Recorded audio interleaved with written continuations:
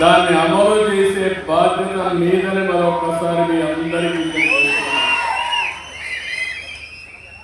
మనం ఎట్లయిందంటే 5 ఏళ్ళు బాగా కష్టపడడం,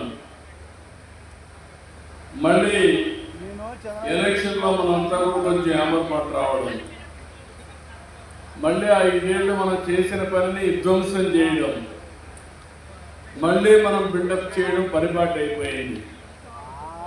మీరు గుర్తుపెట్టుకోవాల్సిన 2004లో మనం గెలిచుంటే తెలుగు జాతి ఎక్కడుండేదో ఒక్కసారి మీరు ఆలోచించుకోవాలి.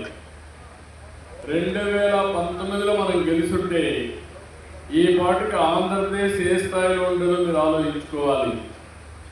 ఈ 2 ఎన్నికల వల్ల డిస్కనెక్షన్ వచ్చింది. 2004 ఓడిపోయిన తర్వాత 10 ఏళ్ళు పట్టింది మనకు. 2019లో ఓడిపోయిన తర్వాత రాష్ట్రం విధ్వంసం అయింది. అందరి కార్యకర్తలకు ఇబ్బందులు వచ్చాయి.